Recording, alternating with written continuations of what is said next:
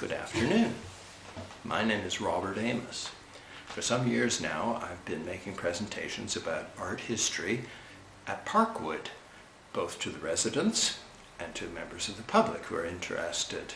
I've spent a lot of time talking about the art history of Victoria and about the works of Emily Carr. These days, my full attention is given to the wonderful painter named E.J. Hughes. Hughes lived almost his entire life on Vancouver Island, born here in 1913 and died in Duncan in 2007. I've become his official biographer, and I've published a number of books on him, and I'm continually at work on more opportunities to tell the story of Mr. Hughes. So speaking with groups of interested people at Parkwood is a great way for me to do this. I thought, since I can't do it physically at the moment, perhaps we could share it through video. Who knows, maybe even through Zoom. I'll just show you a little bit about Hughes in case you don't know who I'm talking about.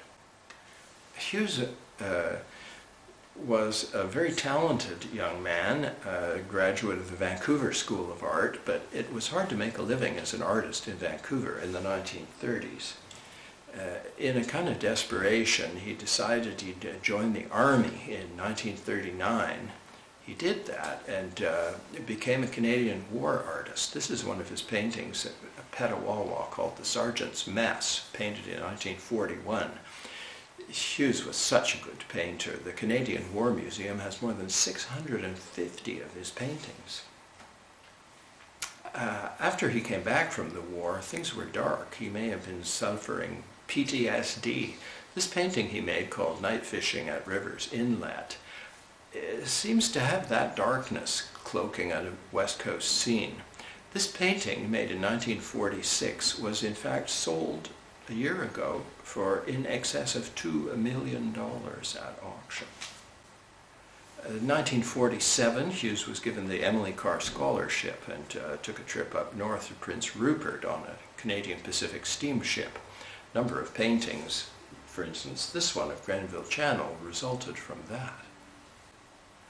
In 1948, he took another trip, sponsored by the Emily Carr Scholarship, up the east coast of Vancouver Island and made the drawings which resulted in this beautiful painting of Nanaimo Harbour with the Canadian Pacific's Princess steamships. At that time, he took day trips from Nanaimo to Gabriola Island and made preparations for this painting called Taylor Bay. Lovely little fish boat. In the late 50s and 1960s, he made numerous trips across the interior of the province of British Columbia. This painting of Mount Sham from the Fraser River near Hope resulted from that. In fact, this painting is on the cover of my book called E.J. Hughes Paints British Columbia, which came out in 2019.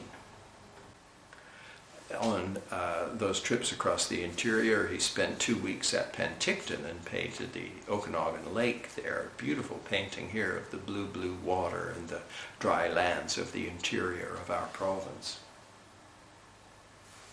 His picture of Mr. Hughes in his studio, his self-portrait of him in the upstairs studio at his home at Shawnigan Lake, where he and his wife Fern lived from 1951 until 1972. The majestic Mount Maxwell seen across Maple Bay. Hughes really enjoyed painting the Cowichan Valley and the waters of the Gulf Islands more than any other place. It's a subject which he's really taken as his very own.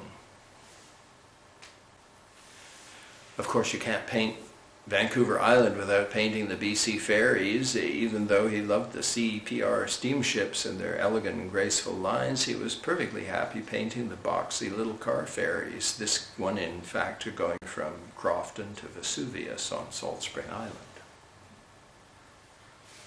One of my favorite of all Hughes paintings is this beautiful painting of an arbutus tree at the beach at Crofton. No one has painted an arbutus tree so beautifully as Mr. E.J. Hughes. So you can see the sort of thing I'm interested in showing you. I know a lot of the stories and I love to share them with you. Perhaps we'll be able to get together on Zoom and continue these conversations among ourselves in the coming weeks. But I thank you for paying attention. I thank you for attending my lectures in the past at Parkwood, and I look forward to more of the same in the near future. This is Robert Amos saying, see you soon.